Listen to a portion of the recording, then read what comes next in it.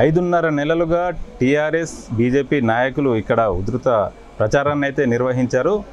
అయితే గెలుపు ఎవరిదన్నది మాత్రం సర్వత్రా ఆసక్తి నెలకొంది. ప్రస్తుతం మనతో బీజేపీ రాష్ట్ర అధికార ప్రతినిధి రాకేష్ రెడ్డి గారు ఉన్నారు. ఆయన అడిగి హుజురాబాద్కు సంబంధించి మరిన్ని వివరాలు తెలుసుకుందాం. సార్ చెప్పండి, ఓవరాల్గా హుజురాబాద్లో ప్రజలు ఏమనుకుంటున్నారు?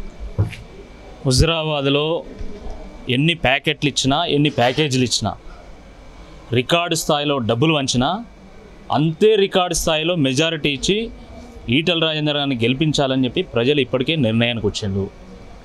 పాలు తెలుపుగా ఉంటాయి అనేది ఎంత వాస్తవమో, సూర్యుడు తూర్పున ఉదయిస్తాడు అనేది ఎంత వాస్తవమో, ఈటల రాజేందర్ గారి గెలుపు కూడా అంతే వాస్తవము. ఎన్ని ప్రలోభాలకు గురి చేసినా కూడా ఓటరు ఈరోజు ఫిక్స్ అయిపోయాడు. కాబట్టి తప్పకుండా కాషాయ జెండా ఇక్కడ ఎగిరి తీరుతుంది. తెలంగాణ ఆత్మగౌరవం గెలుస్తుంది. 6 సార్లు అవకాశం ఇచ్చాం, అయినప్పటికీ ఉన్న పార్టీని నాశనం చేయాలని భావించే బయటకు వెళ్ళారన్నట్టుగా ఈటల రాజేందర్పై హరీష్ రావు కామెంట్స్ చేస్తున్నారు. దాన్ని ఎలా చూస్తారు? ఇప్పుడు 6 సార్లు అవకాశం ఇచ్చినాము, కేసీఆర్ ముఖం చూసే ఈటల రాజేందర్ని గెలిపించినాం అంటున్నారు కదా. మరి మీ నాయకులు ఈటల రాజేందర్ గారి గుర్తు కారు గుర్తే కాబట్టి కారుకి వేయండి అనేది చెప్తున్నారు. దాని సంగతి చెప్పండి. అంటే కేసీఆర్ ముఖం చూపెడితే ఓట్లు పడాయి కాబట్టి ఈటల రాజేందర్ ముఖం చూపెట్టి కారు గుర్తుకు ఓటేయాలని చెప్తున్నారు. ఇంత సిగ్గుమాలినటువంటి చర్య ఇంకోటి ఉంటుందా? ఓటమి భయంతోనే ఈరోజు ఈ రకమైనటువంటి కుట్రలు కుతంత్రాలు పనుతున్నారు. మీరు ఎన్ని కుట్రలు చేసినా, ఎన్ని కుతంత్రాలు అనినా అవన్నీ కూడా బూడిదల పోసినటువంటి పన్నీరే. బూడిదల పోసినటువంటి పన్నీరు, హుజురాబాద్లో తన్నీరు, 2 వృధా ప్రయాసలే. అసలు నేను అడుగుతున్నా, మా రాష్ట్ర అధ్యక్షుడు బండి సంజయ్ గారు హుజురాబాద్లో ప్రచారం చేసిండు, కాంగ్రెస్ పార్టీ అధ్యక్షులు రేవంత్ రెడ్డి గారు ఇక్కడ ప్రచారం చేసిండు. మరి టీఆర్ఎస్ అధ్యక్షులు కేసీఆర్ గారు ఎందుకు రాలే? అంటే ఓటమి భయంతో రాలే. మా రాష్ట్ర అధ్యక్షులు హుజురాబాద్ గల్లీలు తిరిగిన మా అగ్రనాయకులైనటువంటి కేంద్ర మంత్రి కిషన్ రెడ్డి గారు కానీ, డీకే అరుణ గారు కానీ, అరవింద్ గారిని అట్లా అనేక మంది నాయకులు హుజురాబాద్ గల్లీల్లో తిరిగి ప్రజల ఆశీర్వాదాన్ని కోరిండు. మరి ముఖ్యమంత్రి ఎందుకు రాలే? ముఖ్యమంత్రి వస్తే గల్లీల్లో ఉన్నటువంటి ప్రజలు ప్రశ్నిస్తారు, ప్రశ్నలకు సమాధానం చెప్పలేరు కాబట్టి తోక ముడిచి పారిపోయినాడు. కేంద్ర ఎన్నికల సంఘం పరిధి దాటి హద్దు మీరి ప్రవర్తిస్తుంది, నేను సభ పెట్టుకుంటా అంటే పర్మిషన్ లేకుండా చేస్తుంది అన్నట్టుగా కేసీఆర్ అంటున్నారు. అందుకే రాలేకపోయాను అన్నట్టుగా టీఆర్ఎస్ నేతలు చెప్తున్నారు. ఆయన సభకు అనుమతి లేదంటున్నారు కదా. మరి మా బండి సంజయ్ గారి సభకు ఎట్లా అనుమతి ఉన్నది? మా కిషన్ రెడ్డి గారి సభకి ఎట్లా అనుమతి ఉంది? మా డీకే అరుణ గారి సభకి ఎట్లా అనుమతి ఉంది? అంటే ఎలక్షన్ కమిషన్ అనేది అందరికీ సమానం. ఎలక్షన్ కమిషన్ నామ్స్ ప్రతి సిటిజన్కి, ప్రతి నాయకుడు కూడా సమానంగా ఉంటాయి. ఆ మాత్రం ఇంగిత జ్ఞానం లేనటువంటి ఒక వ్యక్తి మన ముఖ్యమంత్రిగా ఉండడం నిజంగా సిగ్గుచేటుగా నేను భావిస్తాను. బీజేపీకి ఓటు వేస్తే పెట్రోల్ ధర పెరుగుతుంది, డీజిల్ ధర పెరుగుతుంది, గ్యాస్ ధర పెరుగుతుంది అన్నట్టుగా టీఆర్ఎస్ నేతలు పదే పదే పదే పదే హుజురాబాద్లో తమ ప్రచారంలో ఇదే అస్త్రాన్ని ప్రయోగించారు. దీన్ని ఎలా చూస్తారు? మా రాష్ట్ర అధ్యక్షుడు డిమాండ్ చేసిండు, మీరు లీటర్ పెట్రోల్లో 41 రూపాయల పన్ను దండుకుంటున్నారు, మీకు ప్రజల మీద చిత్తశుద్ధి ఉంటే ఆ పన్నును ఉపసంహరించుకోవడానికి డిమాండ్ చేసిండు కదా. మరి మీరు ఉపసంహరించుకుంటారా లేదా అది చెప్పండి. అది చెప్పకుండా ఈరోజు గ్యాస్ మొద్దేసుకొని తిరుగుతాడు ఆయన. వంట గదిలో ఉండాల్సినటువంటి గ్యాస్ను ఈరోజు నెత్తి మీద పెట్టుకొని హరీష్ రావు ఊరేగుతున్నాడు. హరీష్ రావు హార్మోనియం 2 ఒకటే, అవి వాయించడానికి పనిచేస్తాయి తప్ప వాడుకోవడానికి పనిచేయవు.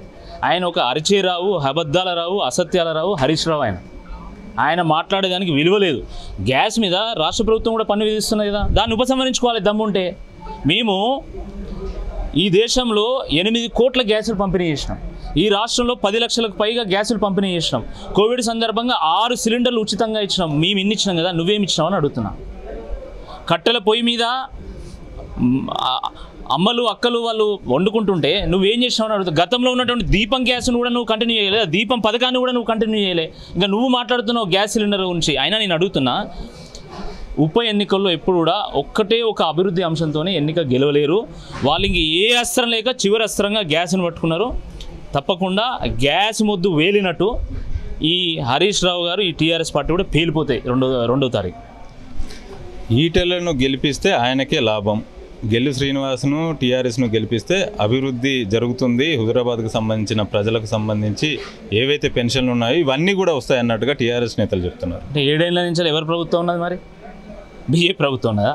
టీఆర్ఎస్ ప్రభుత్వం కదా అభివృద్ధి మరి ఎన్ని రోజులు చేయలే అంటే అభివృద్ధి మీరు చేసినామని ఒప్పుకుంటున్నారా చేయలేదని ఒప్పుకుంటున్నారు దానికి స్పష్టత ఇవ్వండి మీరు అభివృద్ధి చేసినాము రాష్ట్ర వ్యాప్తంగా అంటున్నారు ఆ రాష్ట్రంలో మరి హుజరాబాద్ లేదా ఇప్పుడు ఈ చిల్లర మాటలు మాట్లాడద్దు ఇంతకుముందు మా రాష్ట్ర అధ్యక్షులు చెప్పిన ప్రెస్ మీట్లో క్రికెట్ గ్రౌండ్ అవతల ఉండి హర్ష బోగ్లే ఎట్లయితే కామెంట్ ఇస్తాడో అట్లనే కేసీఆర్ గారు హుజరాబాద్ అవతల ఉండి కామెంట్లు చేస్తున్నాడు ఇద్దరు ఒకటే ఇద్దరి మాటలే ఉంటాయి చేతలు ఏ ఉండే మేము హర్ష బోగ్లే గారు అంటే గౌరవమే కానీ ఆయన పని ఓన్లీ కామెంట్ చేయడం ఈయన పని చేయడం కూడా కదా ఆ పనిని వదిలేసి హుజరాబాద్ అవతల ఎక్కడో హైదరాబాద్లో కూర్చొని ఆయన లెక్చర్లు ఇస్తాను నిన్న ఉపన్యాసాలు ఇస్తున్నాడు ఆయన వాళ్ళు ఇక్కడికి రాలేక జంకుతున్నారు అది వాస్తవము ఇక ప్లీనరీ అని పెట్టుకున్నారు ఒకటి ప్లీనరీ మీద ఒక సీనరీ క్రియేట్ చేసింది అక్కడ ఆ సీనరీ చాలా చెత్తగా ఉంది కేసీఆర్ పక్కన తెలంగాణ ఉద్యమంలో కత్తిపెట్టి యుద్ధం చేసినటువంటి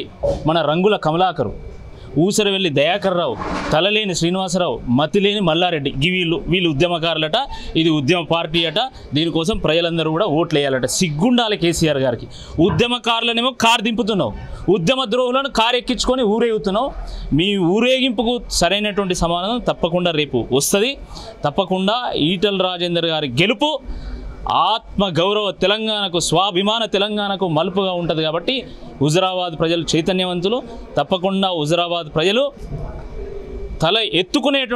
తెలంగాణ ప్రజలు తల ఎత్తుకునేటువంటి ఒక తీర్పునిస్తారనే దాంట్లో ఎటువంటి సందేహం కూడా లేదు ప్రతిపక్షాలకు ధీటైన సమాధానం చెప్పేందుకు వరంగల్లో విజయగర్జన సభ నిర్వహిస్తామన్నట్టుగా కేసీఆర్ చెబుతున్నారు అక్కడి నుంచే ప్రతిపక్షాలను ఎండగట్టాలన్నట్టుగా ఆయన డిసైడ్ అయ్యారు ఇప్పుడు ప్రజలే నేను హుజరాబాద్ ఎన్నికల సాక్షి ఎండగట్టబోతున్నారు ఎట్లా ఇక్కడ ఎండగడతారు ఇక్కడ ఓటమి తప్పదనే భయంతో భారతీయ జనతా పార్టీ సాధించేటువంటి విజయాన్ని చిన్నదిగా చేసి చూపడానికి టీఆర్ఎస్ పార్టీ ఇక్కడ సావలే ఇంకా బతికే ఉన్నదని ప్రూవ్ చేసుకోవడానికి వరంగల్లో సభ పెడతా అంటున్నాడు ఇంకేమున్నదండి అంతకంటే ఏముంటుంది ఇంకా ఇప్పుడు ఇక్కడ ఎన్నికల ప్రచారం ఏం చేస్తూ ఉంటే అక్కడ హైదరాబాద్లో ఎందుకు మోకం లేక ఇప్పుడు హుజరాబాద్ ఎన్నికల ఫలితాన్ని నువ్వు ఆస్వాదించకుండా నేను వరంగల్ సభ పెడతా అంటే ఓటమిని ఒప్పుకున్నట్టే యుద్ధానికి ముందే అస్త్ర సన్యాసం చేసినటువంటి వ్యక్తి కేసీఆర్ గారు ఓటమి భయం పట్టుకున్నది హుజరాబాద్లో ఎప్పుడైతే ఈటల రాజేందర్ గారు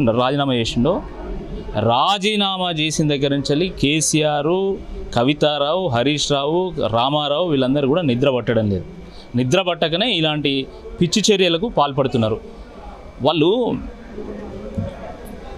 కూలేటువంటి పందిరికి 4 గుంజలు 4 సైలు ఉరిగిపోయినాయి ఆ పందిరికి నేటు పెట్టి ఆ పందిరి ఊలకుండా ఆపుతున్నారు దళిత బంధు అనేటువంటి నేటు పెట్టాడు పోనీ ఆ నేటన్నా చక్కగా ఉన్నదంటే అది పుచ్చిపోయేటువంటి నేటు అది వట్టి డూప్లికేట్ నేటు అది నిజంగా నేటు పెట్టినా కొంచెం ఆగేదేమో దళిత బంధు ఇచ్చినా ఒక రకంగా ఉండేదేమో ఆ దళిత బంధు కూడా ఇది కేవలం మభ్యపెట్టడానికి అయినటువంటి విషయాన్ని ఈరోజు ప్రజలు అర్థం చేసుకుంటున్నారు కాబట్టి ఆ పందిరి కూలక తప్పదు దళిత బంధు నేను ఇచ్చేవాన్నే కానీ బీజేపీ ఆపింది కాబట్టి నేను ఇవ్వలేకపోతున్నా అనేది ఏదైతుందో అది ఆడలేక మంగళవారం అన్నట్టున్నది కథ పనిగల్ల మగుడు పందిరెత్తానంటే అది కుక్కతో తగిలి కూలిందట అట్లున్నది వీళ్ళ వ్యవహారం టీఆర్ఎస్ పార్టీ వాళ్ళది తప్పకుండా ఈ హుజరాబాద్లో ఉన్నటువంటి ప్రతి వర్గం వాళ్ళు అది దళితులు కావచ్చు గిరిజనులు కావచ్చు బడుగు బలహీన వర్గాలకు సంబంధించినటువంటి వాళ్ళు కావచ్చు లేకపోతే అగ్రవర్ణాలు కావచ్చు అగ్రవర్ణాల్లో ఉన్నటువంటి పేదలు కావచ్చు పేదలకు అండగా ఉండేటువంటి ఈటల రాజేందర్ గారిని గెలిపించాలి పేదలకు అన్ని వర్గాలకు న్యాయం చేసేటువంటి సబ్కా సాత్ సబ్కా వికాస్ సబ్కా విశ్వాస్ అనేటువంటి భారతీయ జనతా పార్టీకి పట్టం కట్టాలని చెప్పేసి ఆలోచిస్తుంది హుజరాబాద్ ఉప ఎన్నికల్లో విజయం మాదే అంటూ టీఆర్ఎస్ బీజేపీ మీరు ఇద్దరు అంటున్నారు అసలు గ్రౌండ్ రియాలిటీ ఏంటి గ్రౌండ్ రియాలిటీ ఒకటే మా ఇంటికి ఆపద వచ్చినప్పుడు మా ఇంట్లో పెద్ద దిక్కులాగా ఉండేటువంటి ఈటల రాజేందర్ గారిని నమ్ముతాం తప్ప ఈయనని ఎందుకు నమ్ముతాం హరీష్ రావుని ఎందుకు నమ్ముతాం హరీష్ రావు ఇవాళ ఉంటాడు 27 తర్వాత ఆయన మాయమైపోతాడు ఆయన ఎందుకు నమ్ముతామని చెప్పి ప్రజలు ఈరోజు ప్రశ్నిస్తున్నారు అరే ఆయన సొంత జిల్లా దుబ్బాకల్ని ఆయన ఏం చేయలేకపోయాడు మా రాష్ట్ర అధ్యక్షుడు కరీంనగర్ ఎంపీ సొంత జిల్లా అయినటువంటి హుజరాబాద్లో ఆయన ఏం చేస్తాడు అసలు క్వశ్చనే లేదు ఇది అసలు ఏమాత్రం అసలు సమస్య లేదు తప్పకుండా ఇక్కడ బ్యాలెట్తోని టీఆర్ఎస్ను బాధపోతున్నారు ఓటర్లు భారతీయ జనతా పార్టీని గెలిపించబోతున్నారు ఫైనల్ క్వశ్చన్ అండి హుజరాబాద్ ఉప ఎన్నిక అన్నది టీఆర్ఎస్ వర్సెస్ బీజేపీనా ఈటల వర్సెస్ కేసీఆర్ ఈటల ఎవరు భారతీయ జనతా పార్టీ నాయకుడు బీజేపీ గెలిచినా ఈటల రాజేందర్ గెలిచిన అంటారు, ఈటల రాజేందర్ గెలిచినా బీజేపీ గెలిచిందని అంటారు. ఈటల బీజేపీకి బలం అయితే బీజేపీ ఈటలకు బలము.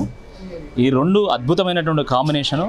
తప్పకుండా రాబోయేటువంటి రోజుల్లో భారతీయ జనతా పార్టీ నేతృత్వంలో 2023లో కానీ ఆ ముందు ఒకవేళ ఎన్నికల ముందు జరిగినా కూడా ఆ ఎన్నికల్లో కానీ కాషాయ జెండా ఎగిరి తీరుతుంది.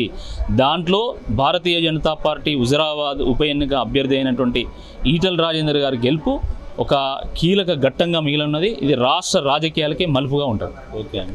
బీజేపీ అంటే ఈటలకు బలం అన్నట్టుగా రాకేష్ రెడ్డి గారు చెప్తున్నారు. ఓవరాల్గా అయితే ఇక్కడి ప్రజలు ఈటల రాజేందర్కి మద్దతు ఇవ్వబోతున్నారు అన్నట్టుగా రాకేష్ రెడ్డి చెప్తున్నారు. Cameraman సునీల్తో Netaji Kodiyar, Telugu breaking news.